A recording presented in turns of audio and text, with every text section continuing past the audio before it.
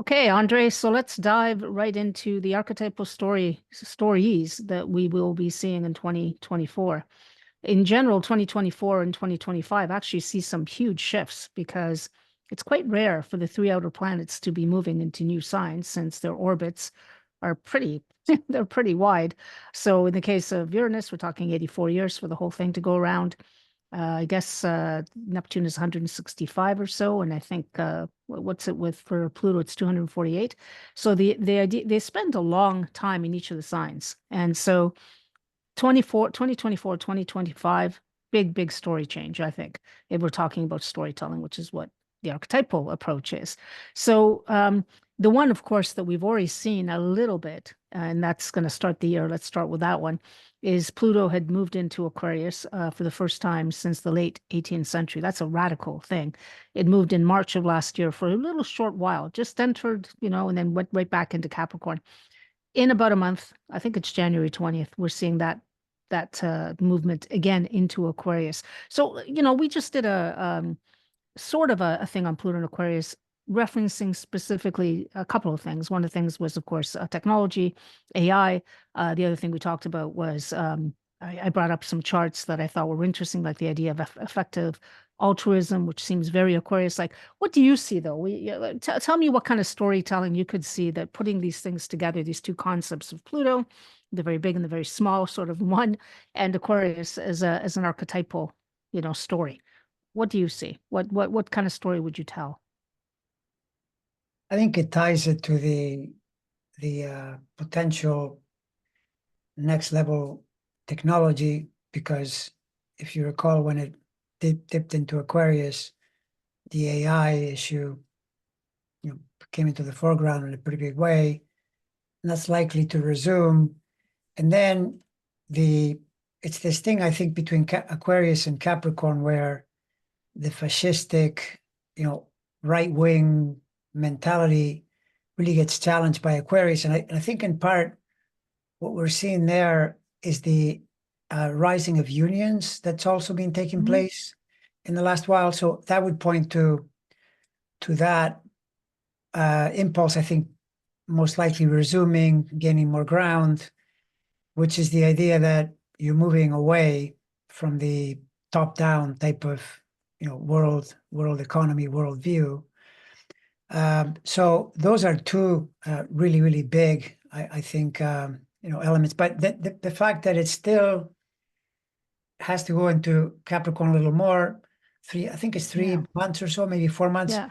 So then that's also suggestive of the 24 still being a major struggle year, which if you look at the US election and all the, rising controversy, you can kind of predict that it's sort of the final standoff on this particular topic before it goes into Aquarius permanently. And the other thing too is that for those who think, well, okay, that's it, Pluto and Aquarius, now we get utopia, always think of both sides. So that, for instance, Aquarius also links to corporations because corporations are groups. So the idea of corporations now assuming the fascist role, that's part of it too. You have to assume that maybe there will be a lot of conflict because of that.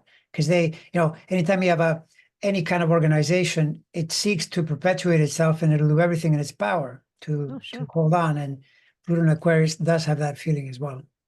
It's interesting because when you say that, I think of Aquarius being obviously associated with technology, and the biggest companies we have at the moment are technology type companies, whether it's Meta or OpenAI is becoming big, but that's not quite as big yet, but it's there on the horizon. Apple, all of Google, they're all companies that are creating, and Microsoft, they're all companies that are involved in high tech. And, they are involved in a whole bunch of things that people feel uncomfortable with. But really, it's a concentration of power in one type of endeavor, right? And so it has its positive and it has a shadow side. There's no question. I mean, I think on the positive side, we wouldn't be speaking if we didn't have all these companies that created technology. So I think when people get very Luddite about this and say, oh, smash all the technologies, they're not seeing that the potential for education, potential for dissemination of information. However, the shadow side is the potential for starting a revolution is there, and Aquarius being associated so strongly during its last pass in the late 18th century with revolution.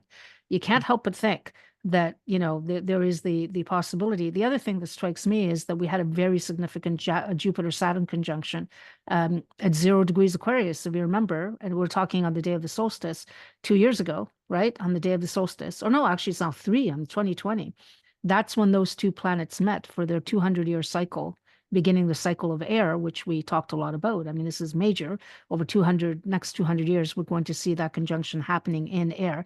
And it happened at that 0 degree Aquarius point where Pluto is going in.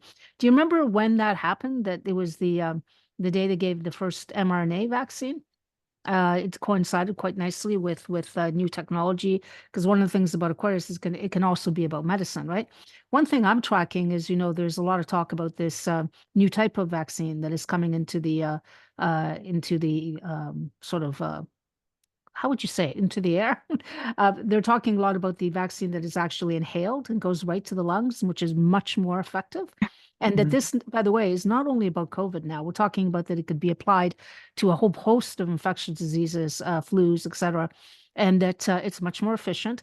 And here's something really important, that it could be made, and this is an Aquarius story, it could be made available cheaper. So a lot of people in developing countries can actually get a shot at getting proper immunizations. So you see that linking those things could also happen. I mean, you don't know. I don't like prediction because I don't think anybody can ever predict anything. But just seeing things that are in the air, so to speak, I think that would be one. And I think because that Jupiter-Saturn conjunction in Aquarius was so important, that watching that 0 point where Pluto's going to be basically in that point, like, you know, going back and forth over the year, that might be one thing we could look at as well, you know, that's just part of the story.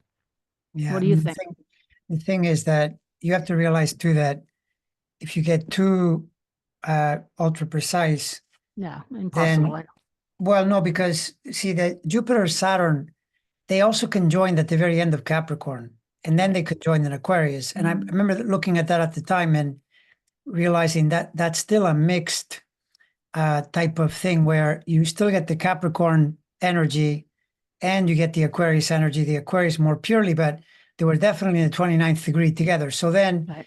that also describes this, at least for now, the current world conditions where you have this battle between the top-down fascist approach where government is controlled by a single, you know, group or a single person versus the more democratic model that I think leans more toward Aquarius. So that's partly, that's one of the things. The other thing would be that it's not purely air. There's still Earth there to work through as a result of that. I mean, it didn't happen, you know, as far away from Capricorn as possible. So I think we have to keep that in mind as well. And to me, that makes 24 a particularly, you know, interesting and challenging year, given that both those things are getting, you know, in a way that Pluto, at the end of the year, goes back to where it was when it joined Jupiter, like a day or two before they joined in Aquarius. They were conjoined in late Capricorn as well. I think the cycles, though, when you look at them, it's the beginning of a cycle that It starts is. happening in That's true. conjunction. Yeah. So, but you're right. No, that 29-degree point, some people, some people actually give it a lot of import, right? That last degree. And that Pluto is not moving very far from that degree because it's moving a little bit ahead and then right back for another right little back. tour of the 29th degree. And yeah, no, I think that there's something unfinished here. You know, it's interesting. I think it was I was just reading this guy, John Michael Greer, who talked about how interesting it is that each of the planetary discoveries. So Uranus gets discovered in 1781, and it's on the north node. Uranus is on the north node of the US when it gets discovered, right? Neptune is on the north node of Russia when it gets discovered, right? And Pluto is on the node of fascists, basically the Hitler's group, the Nazis, when it gets discovered. And think about the three then archetypes as belonging to these countries. So I would say, and I think everybody would agree, that the United States is extremely Uranian. I mean, if you think of Uranus as rights, democracies, the individual rights being more important, perhaps in some way perceived as more important as the collective rights, then you get it. If you think of Neptune, what Russia became, I mean, Russia, you can talk about just the 19th century. Russia was very much about the Orthodox Church, which is very Neptunian. It's about, you know, connection and heart and all of that. But then it became Neptunian, but when it was discovered, Neptune was discovered, Marx and Engels just published the Communist Manifesto right around that time. So Neptune has a lot to do with collective rights and in some ways as well, the idea of, but collective rights built more on sharing and equality, whereas I think we can argue that Uranus is very much about my rights above all, and individuality and creativity and freedom. And of course, Pluto, we all know what Pluto is like. And the fact that it coincided with that period of Nazi Germany says a lot. So now you have Pluto, which is by nature can become very fascistic, right? The idea that concentration of power, just like the atom, concentrated in the hands of a couple of people and they control the world.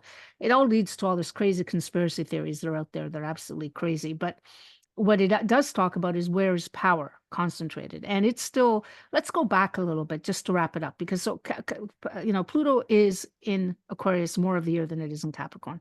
So if you had to do a recap of what happened from 2008 right to 2024 when Pluto was doing its transit through, what's some of the themes that you would talk about historically that happened, because it's been a pretty intense couple of 18 years. If you look at it through the lens of the US being, still the big power on the planet, 2008 brings in Barack Obama, which was a pretty monumental event for all kinds of reasons. But then you started to see tremendous resistance to that, and it culminates in 2016, right in the middle of the sign. And I've often thought planets are likely to be most entrenched in the sign when they're in the middle. I mean, you can appreciate the end for a different reason and make theories about that, or the beginning for a different reason. The middle would suggest that's when things get entrenched. That was Brexit, Donald Trump, Bolsonaro. There was this, and also the fear. I mean, people were just, holy, what is happening? How can this even happen, and so forth. So then, now since then, we've seen other things, pretty major things throughout the world, the US especially, but is near the end. And it hasn't just been here. You saw this in Europe. You saw Hungary. and including the Netherlands, Italy, and this almost worldwide infection where multiple democracies started to struggle. Like Israel suddenly was so divided that they couldn't get anything done.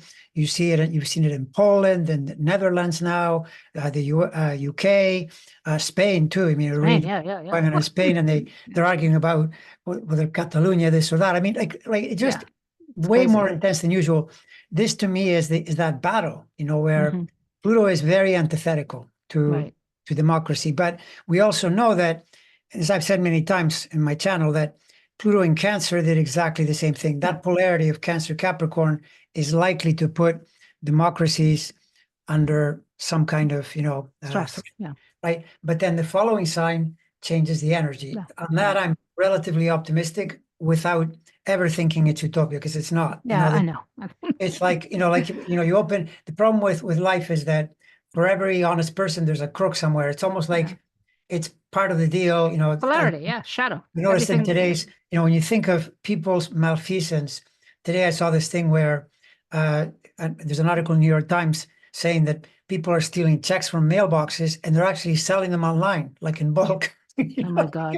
So you can cash other people's checks. I mean, or these places where they set up scam call centers, so they pretend they're the Geek Squad. You call them and they take money from you for absolutely nothing. People do that, like organized crime, right? So this is the problem, that whenever you think, oh, Pluto and Aquarius, perfect, right? Group, then you realize, no, it doesn't work like that. But now you said earlier revolution.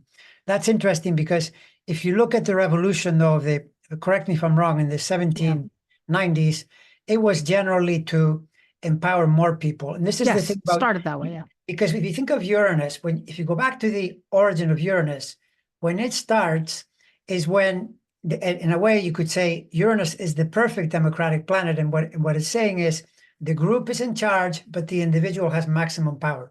That's ideal democracy. Once you start doing the, Russia's Neptune thing, that is the feeling of disinformation, and, you're going to manipulate people with illusory, the downside of Neptune. And we don't have to talk about the downside of Uranus is the recklessness of, people that abuse. Well, the guillotine is a great example of, you just start cutting things off, which I think the guillotine is probably one of the best metaphors since it was introduced to that period. And there is a cutting element to Uranus, right? It can be the myth actually starts that way. That's, Uranus is castrated by his son. And so you can get people with radical ideas that don't really reason things out. One thing I would say about the Pluto and Capricorn too is over that period, what you did see was a relentless attack on institutions like governments, Yes. and they're really trying to take down by these really bad actors on institutions that we need, right? I mean, I don't care what anybody says. Capricorn may not be, it always has a bad rep for being kind of boring or whatever, but it does build structures that actually do help the collective. And so you're not going to have your roads repaired. You're not going to have collective health. That's why we have a, one pair system, as you guys call it in the States and Canada, because everybody collectively agrees to pay taxes into the system. And then we go to the whatever, we use our medical system. It's not without its issues, but the point is that there is a collective agreement to do this.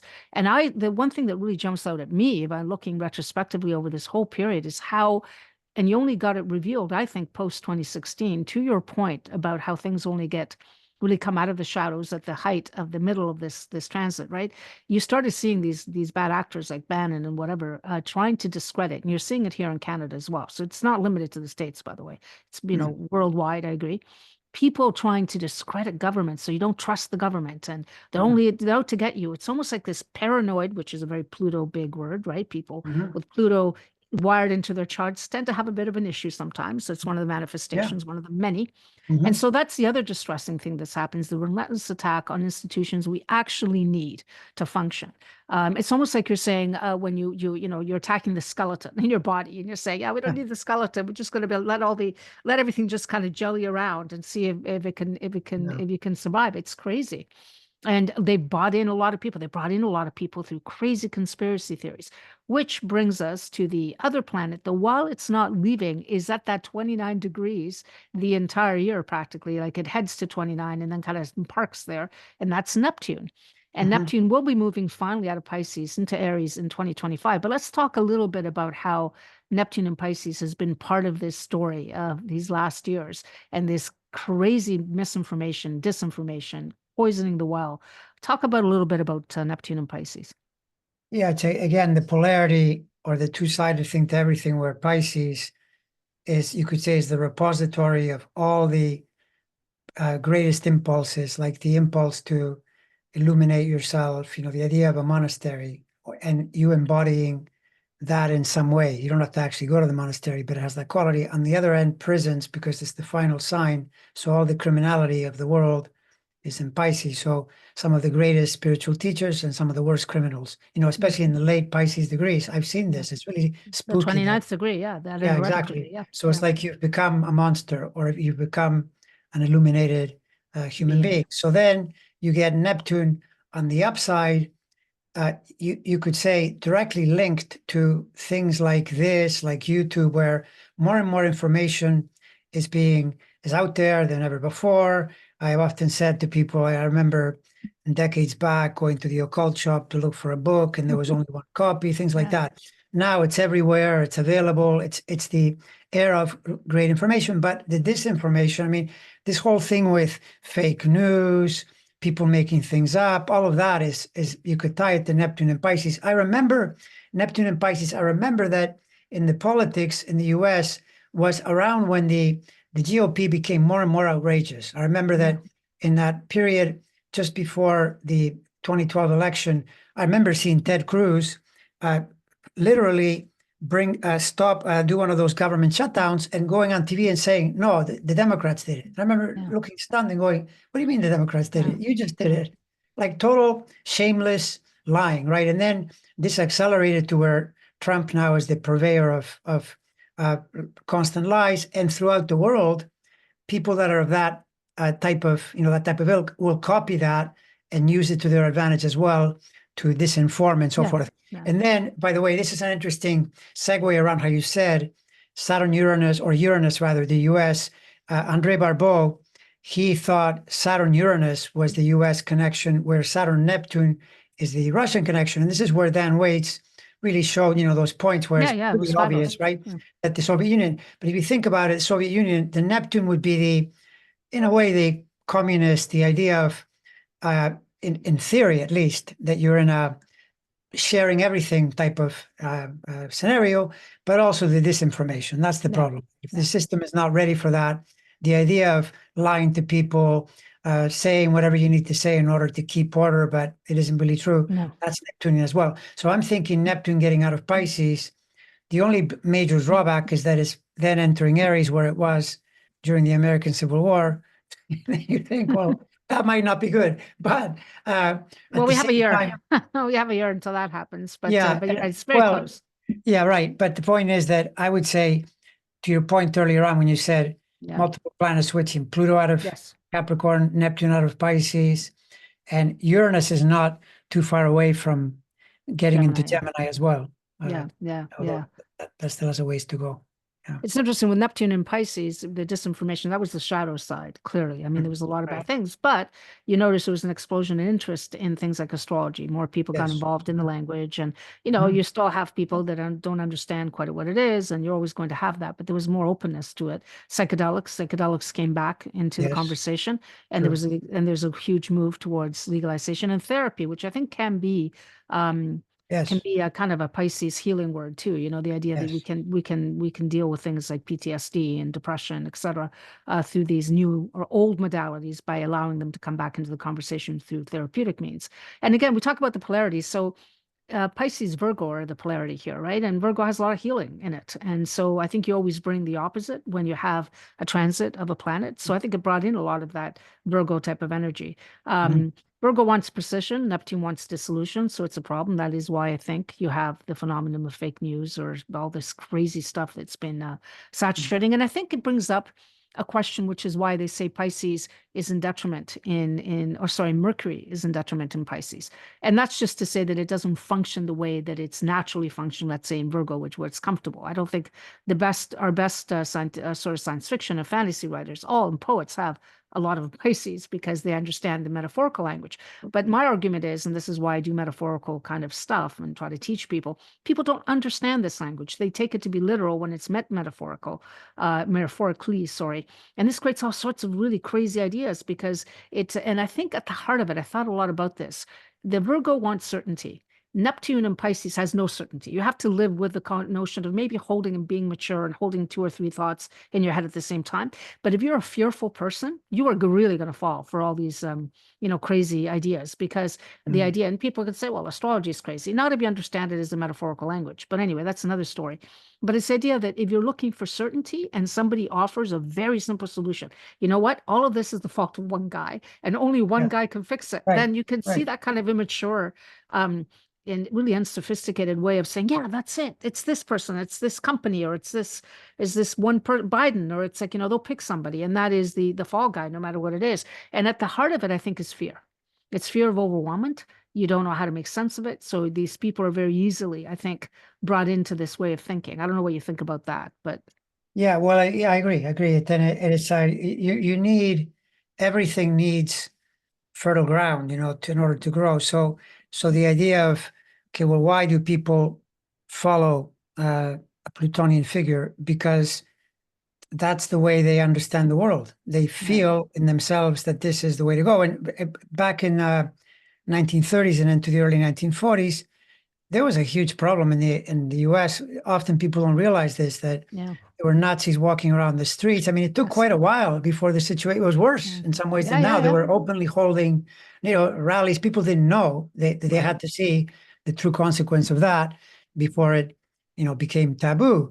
But this is something that is, in a way, always there in all societies. In Germany, the US, everywhere. In right. fact, even I bet in places like, well, think about a place like Holland or Yeah, Canada, they just Denmark. elected one. They just elected Exactly, a exactly, yeah, exactly. So the point being that these things tend to go in cycles, yeah, and it's not surprising to see that you have the person, but they're tapping into a strain of thought that gains ascendancy for a period. The point being, though, as I see it, even though you could say, well, predicting is really tricky, yes, but it doesn't feel to me from the planetary movements that this is headed toward more of that. I think it's headed toward less of that.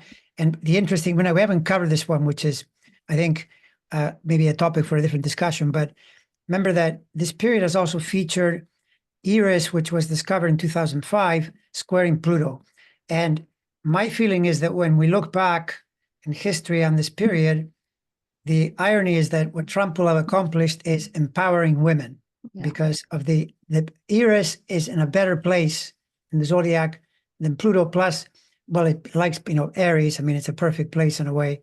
Pluto in Capricorn is strong, but to me, it's weaker. And that's in fact what's happened. I mean, if you look at the world situation, it seems to be tilting that way. It also reflects the tremendous battle here in the States around women's rights at the moment, which I think, to me, it's in the dying, what they're trying to do, this thing of we're going to block women. This is a total loser, they may not realize it yet, but I think it's also worth saying that when Pluto was in Aquarius light, you had the Aquarius last time, I should say, in the late 19th century or 18th century, you had the first manifestation for women. Mary Wollstonecraft wrote the first book that was all about the rights of women. She was famously the mother of Mary Shelley, who wrote Frankenstein. So you had the beginning of it. It just wasn't a movement. Another thing that was really, a lot of things came to light in that period that are now sort of becoming more mature. So yeah, I agree that I don't think in Aquarius, the rights are going to go away. In fact, the whole issue of rights are going to be really front and center, I think, because if you look back at that period, if you're going to go by weather being repeating and cycles repeating, and they never really repeat exactly, but some of the themes I think are pretty, So rights of man, a lot of the books that came out of that period had to do with rights that did not exist before. Even the very idea that people were recognized as humans, even if they believe, because prior to that, these countries that went off and so-called conquered these other nations with indigenous people, didn't even see them as human beings. But it was Rousseau and a whole bunch of other philosophers who came on and said, no, there is humanity belongs to all. So I tend to agree with you. If you think you're going to tamp down on a certain group, well, good luck. Because the other thing about Aquarius is that it is about groups, right? It's the group energy. So you might do it, but they're going to fight back. They're not going to sit there and say, oh, okay, I will take whatever you have to say. And so I think that's absolutely true. And I think in conjunction with Neptune and Pisces, the fact that that's still there. I mean, we talk about the shadow side being this disinformation problem, but the positive side is compassion becomes much more of a, there's a lot of spiritual communities that talk about this isn't the way to go. So we can do both, right? Often we see the negative more than we ever see the positive. We only see the big stories always focus on stuff that is happening that is poisoning. Good Neptune word it can be anyway, or Pluto word, poisoning the well. But things can change in that regard. Anyway, those are two of them. Uranus continues in Taurus, but it's now in the later degrees of Taurus. So it's going up to the 24th degree, the 27th degree throughout the year. But we're still looking at a planet that is very much anchored in hard reality, right? Disruptive, when you say unions, I think unions can also be tied to collectively to Venus, to Taurus, sorry, because they are kind of representing the values of people that are striking, right? So you could say, okay, well, this is one of the reasons, many reasons that you see a lot of people saying, no, I want to be compensated properly if I'm a writer or I'm an actor. And you can't just take AI and rip off our voices in our books and say that's okay. So I think that's going to continue. The other big change is the one that I would look at is Jupiter moving into Gemini after being in Taurus. And now that to me is interesting because we talked about the cycle, Jupiter, Saturn conjuncting. And if you look at a 20-year cycle as a lunation cycle, like you would look at the moon, sun, the first time that opening square happens this year between Jupiter and Saturn, as soon as Jupiter goes into Gemini, right? It will square Saturn in Pisces. And so it's almost like you get the opening square. So you're going to see whatever was reflected in that Jupiter-Saturn conjunction, that beginning, is going to have its first sort of comeuppance or clash. And so it'll be interesting to see how that manifests. I don't know, Jupiter and Gemini, just in general, I mean, that Gemini, again, is a technology kind of place. It's communications, it's media. So how do you see that, especially as it will be happening around the US election, which of course is one of the big events of 2024, with Jupiter going into Gemini, scoring that Saturn. It's already happening. But see, this is the thing that those points when you get a square or like the conjunction, obviously the conjunction is a start, the square is another boost. Something happens around it. So yeah, this year is critical around what's going on in the US and, for all kinds of reasons. And I mean, you could argue that maybe in part it would be the fact that you're arguing about when you look at the US battle now is they get into it. What does the Constitution say? No, it doesn't say that. It really says it this other way. And why didn't they put the word president, but a president is an officer, so that must be the case. They're arguing about the wording and, we live by this wording. I mean, isn't it strange that, the extreme would be if the Constitution was back when everyone just looked at the back of a goat. We're all supposed to follow that, and say, this is what the founders wanted. Well, maybe the founders didn't know everything. Now we're in No, a no. new world. But a lot of it is because people want to manipulate Yeah, of course. information to their own ends and so forth. But I'd say the point being, though, that 24 on that, if you want to use Jupiter, Saturn, would have a quality of breaking through the stalemate in some way and being in some kind of new, more helpful reality in 25 Right. as a result. Well, it's interesting because Saturn and Jupiter, just archetypally, what you get is you get the principle Saturn of constriction, of barriers, like a wall gets put up to Jupiter in Gemini, which are your beliefs. So it will challenge your belief system. So Jupiter and Gemini, the chatty planet, right? Here I have two ideas going on.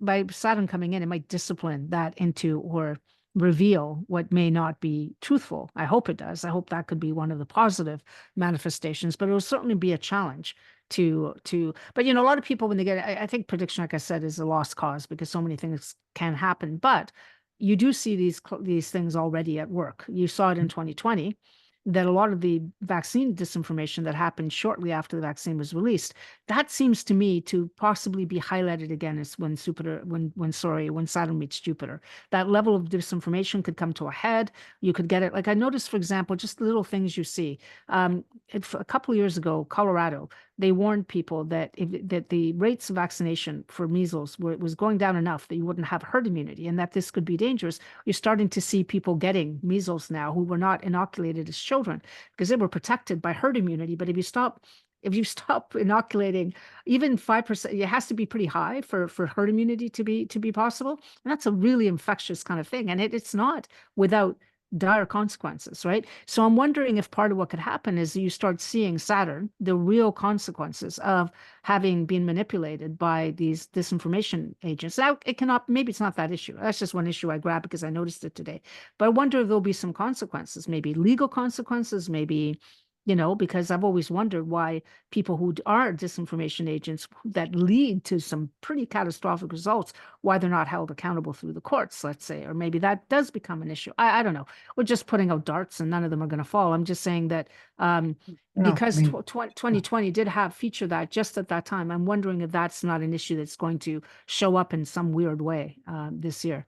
yeah, it's very possible. I remember that a perfect corrective in a really strong capitalist system is that when you lie, when you disinform, you can get sued. Yeah. And Yeah. if that's established, you're going to pay a lot of money. And a lot of these people are finding out that it's expensive, that it's a major setback, and that people take it really seriously. Yeah. Yeah. So that could be one of the leveling patterns around around what could take place. And don't forget that Pluto, I think it's one of its stellar contributions to humanity. When it's discovered, you see these planets, they seem to be pointing to things that are just emerging into consciousness then. And Pluto, I know one thing is nuclear power, whatever it can never be done that is positive with that has tremendous dangers. But vaccines were coming online, just like therapy was coming online.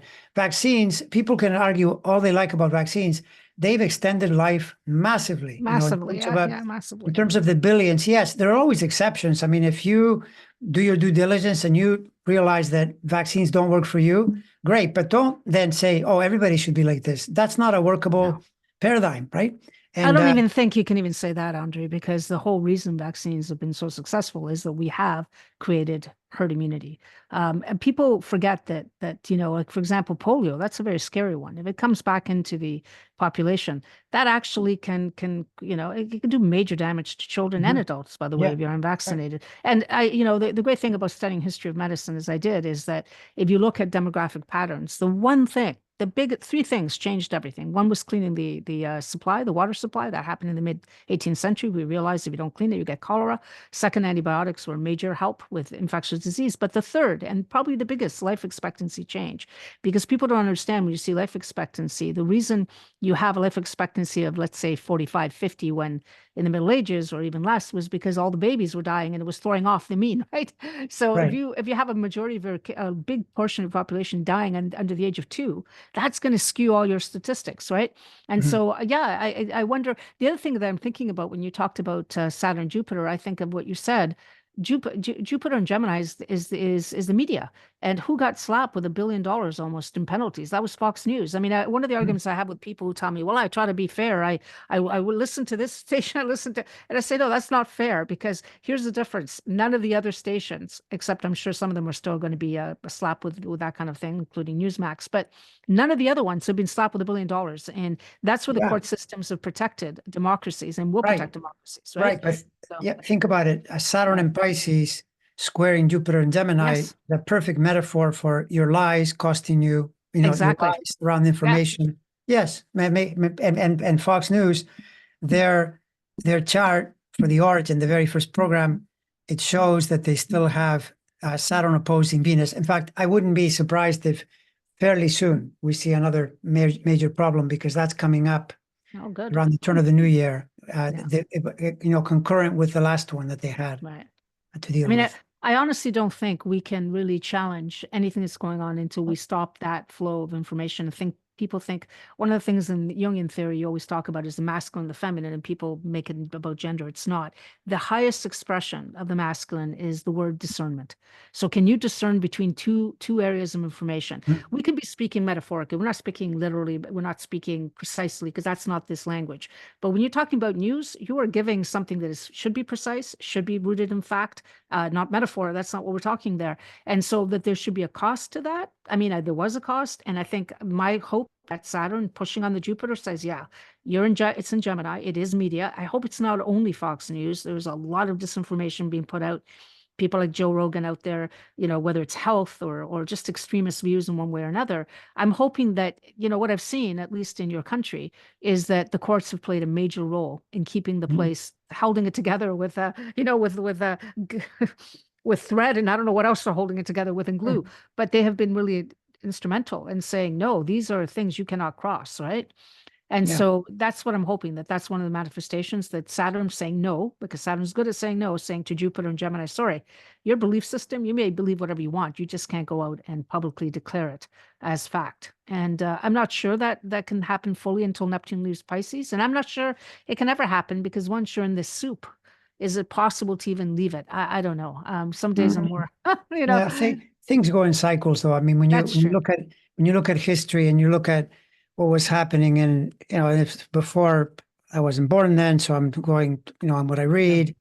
But there's lots and lots of information and on video and books you can access, and it's telling you that prior to the way the Second World War went, the problem was even worse than now. And then a lot of those people really lost status. Like Lindbergh was this Yeah, big it's true. hotshot, and Yeah. then he became a pariah. So be careful what you Yeah. ally yourself with, because things may change, and then society will disapprove massively of your Right. position. And to my mind, a lot of this garbage that these people engage in, it's just generally not a good idea, because especially when you start noticing that the bigger part of the group opposes you, that's never a good idea. I mean, the whole idea of being in a democracy is that the numbers should be on your side. Right. If you're parroting the minority, I would warn you and tell you be careful, because things might get really tough. Even Right. though there are people that say no, no, no, really, it's the minority is going to take over. It's a big haul. That's not an easy thing to do. No, Not no, a no, no, agree. I agree. no, I agree. exactly. Yeah. So we're getting now to like bass stacks and talking more about possibles, because we're really rooting it in politics. But on the larger thing, on the larger story, which is where I guess my interest is more, although of course everybody's interested in the day-to-day affairs. Um, these movements seem to me that changes in consciousness are also afoot, that there is something in the nature of how we look at things that are, for example, we've been so locked up in language and gender. Do you know that in the original gay rights movement might have started in the late 18th century as well, believe it or not, in England? There were groups, and you know what they called themselves when they were gay? Uranians. And I thought that's really interesting. Because no, because think about it. Pluto going into Aquarius may mean that we stop arguing over stupid things like rights. Like, just, why should any group be excluded from rights? Everybody should have the same rights. That's just human, that's just like logic. It doesn't even, you don't have to get into the compassion or whatever, because it's just logic. If we're all human, we all have the same rights, whether it doesn't matter who you love, doesn't matter what you do. And I'm wondering if that's also something that's going to come into sharp relief or sharp focus, and people finally getting to this notion through maybe legal means again, which says just stop this, just stop penalizing groups, minority groups, women. This is done. This is not the way we do it. I'm hoping, again, this is the hopeful side, just because, again, in the 19th century, in the late 18th century, I should say, you saw huge movements. It wasn't just one. There were so many movements that came out that, of course, in its very early beginnings, you're not going to get women getting actual, it's the first articulation of what that is. But now we're 248 years later, right? A totally different thing. So I'm wondering if that again isn't going to, even rights for things we didn't think, like animal rights, could get much more in profile and say, well, maybe we have to think about things like factory farming, which is disgusting and horrible, and the way we treat, how we deal with food supplies. There's so many things that could come in that I think could be good, but I'm not without the thinking that the shadow side's always going to be there too. As you say, there will be probably massive concentration of power in the hands of tech companies or something, corporations, that we may not be so comfortable with. So again, this is not always an easy route, saying, okay, now we're all going to go out there and everybody will be happy and enjoying better rights. I think there will be a lot of pushback too, to this. Yeah, no, it's totally true. That matches Pluto going into Aquarius for sure. Of course, then this always happens. Things grow in a certain direction, and maybe there will be certain rights that maybe are quite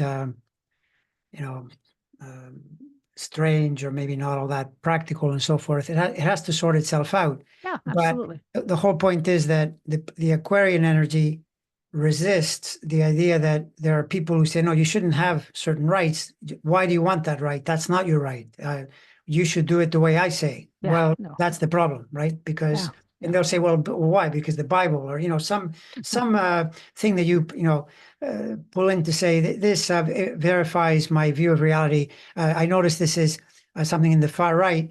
They seem to think that freedom is that you should live life the way they say. Well, obviously that's not true. That's Pluto running amok, right? And so Pluto in Aquarius would tend to, as I understand, would tend to resist. Now, the downside to this, by the way, is that people think, okay, Pluto goes into Aquarius. All right, that's it. We're in a new place.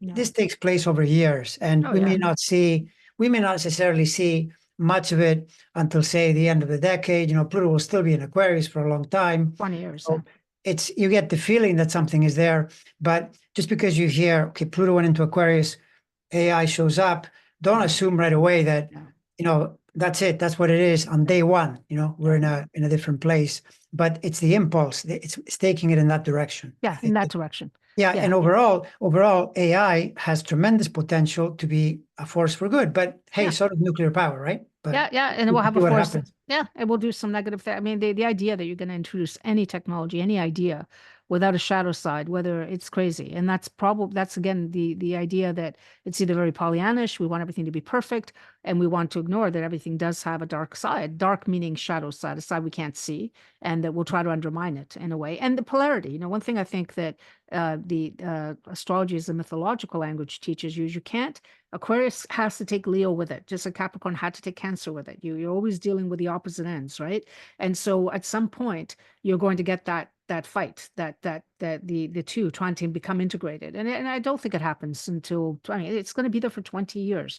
That's a long time. And as it does go through that cycle, like at some point this year, Mars is going to move into Aquarius and conjunct Pluto. That is not an easy moment, I would think, right? Because those are two very powerful things coming together, energies, expressions of self, which whether it's in a natal chart or in the world chart, you'd want to watch for that. You go, okay, how is this going to look? Yeah. Because if you remember, October is when it was squaring in the sky. The Mars Pluto were square in the sky when we had the outbreak in the war in the Middle East, right? The terrorist attack, etc. So these are not easy energies to handle. And they're going to be they're going to be there as well. So a lot of it is just seeing power structures. How do we deal with that? How do we, it's hard. It's going to be hard. I guess the biggest thing is to be informed as much as you can.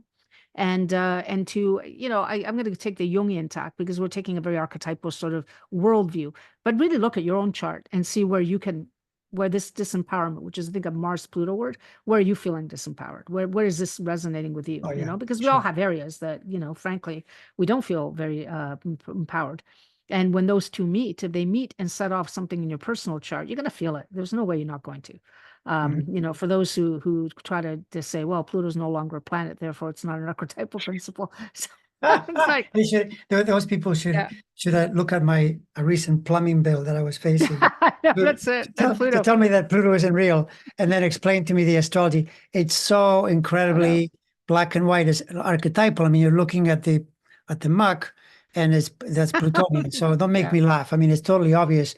But you know, even so, there are lots of other energies in there, and it is true. You're totally right. In the end, I always say that no matter what is going on in the world, your chart, your energy, your self, that's the key thing, because the whole idea is to align yourself with that world as best as possible. So for instance, if you think of back in the whether it's the Second World War, any situation, there are smart, wise ways to adapt and ways that are not so smart. And this is the logic of the individual. For example, I bet there were many people in Germany who realized what Hitler was doing and they left. And then there were many who thought, oh, no, it'll be okay. Well, no, it wasn't going to be okay. No. So then they now I'm not blaming anyone. I'm just suggesting that there's a lot of room to tune in and figure out what is happening.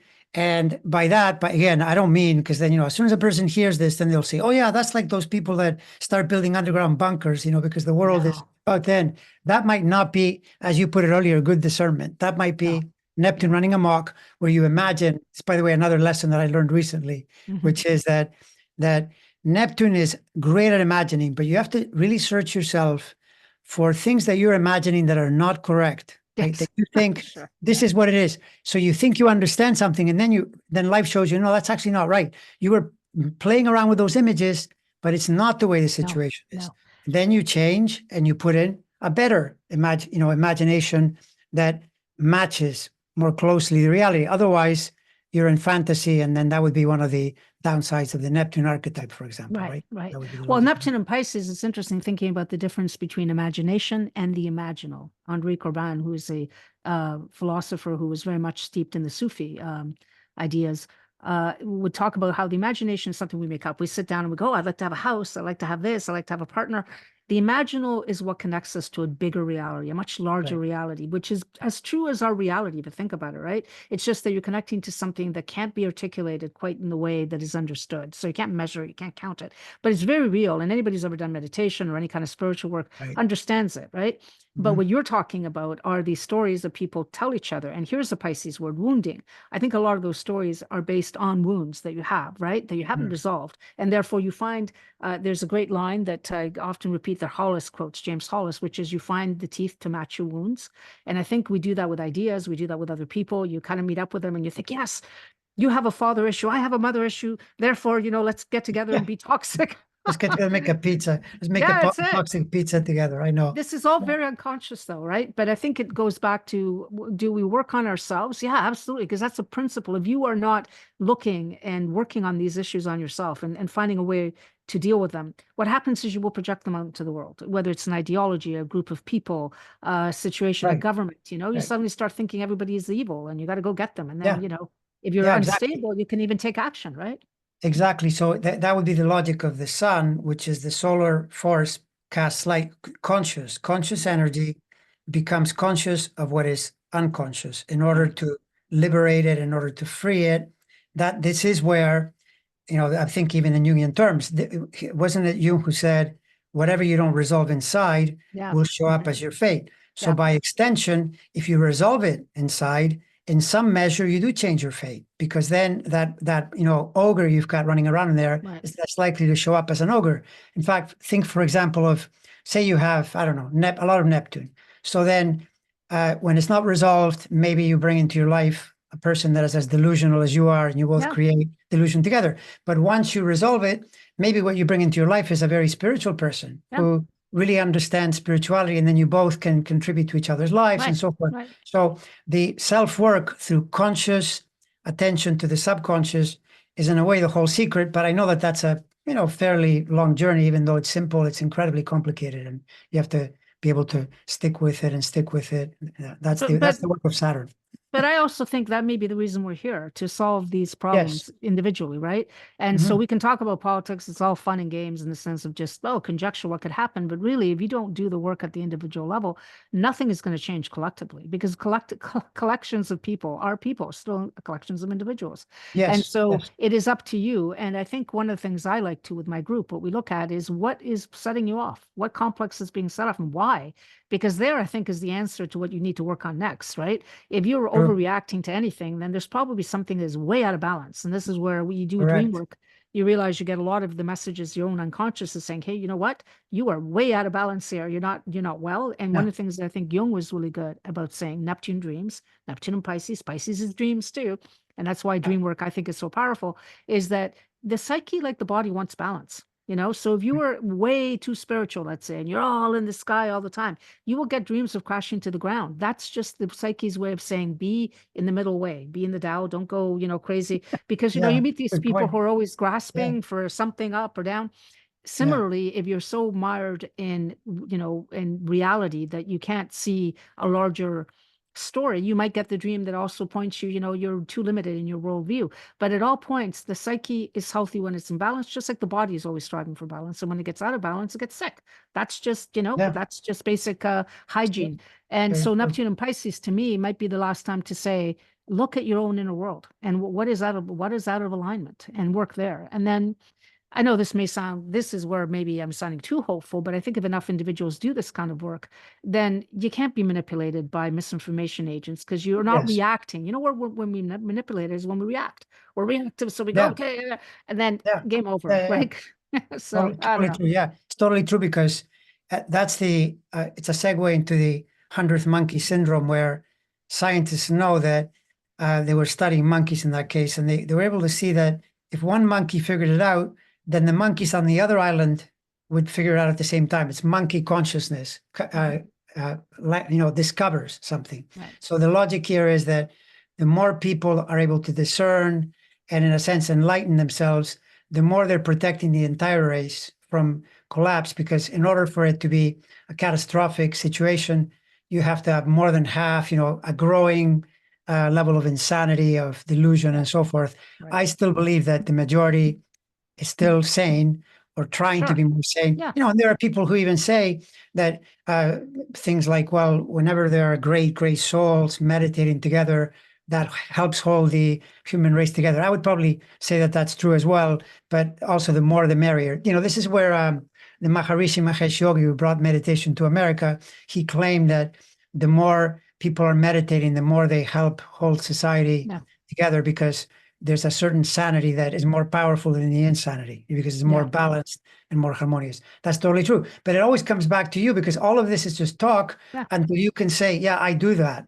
I'm Yeah. trying to be that way. I'm doing what I can to gain awareness, to gain discernment, Right. to bring myself into harmony. No crazy extremes where, you Yeah. know, uh, I'm out of balance. So, And yes. and I think the first thing, and maybe because it's good to leave people with an idea of 2024. So my idea is Neptune is in Pisces at the last degree, Pluto's moving into Aquarius. What can we do to benefit the whole? We go back to the individual and we say, where do I keep tripping up? Come up with I think I've talked to you about this before here, the unresolved chord, that we all have a place where no matter what we do, the same issue keeps coming in a different face, in a different guise, in a different situation. And the consciousness you bring, the awareness you bring to it, it doesn't necessarily resolve the chord, but it gives you a little space to which not be reactive. And so maybe the one thing we could leave people with is, can you start paying attention? I think that's the word, Saturn word, right? Pay attention. Look inside. Discernment Mhm. comes because your attention is so good that something Yeah. sounds off. This is not right. I've checked through all the channels. I know that what the information I'm being given is not correct. This person is a person I can, and to open your mind, but not as somebody, quotes all the time. I think my sons say Destiny, this guy that they follow on YouTube, always says, open your mind, but not enough to let your brain fall out. Be open. Yeah. Yeah, it's a great quote, I've right? heard that before. Yeah. Yeah, Don't let yeah.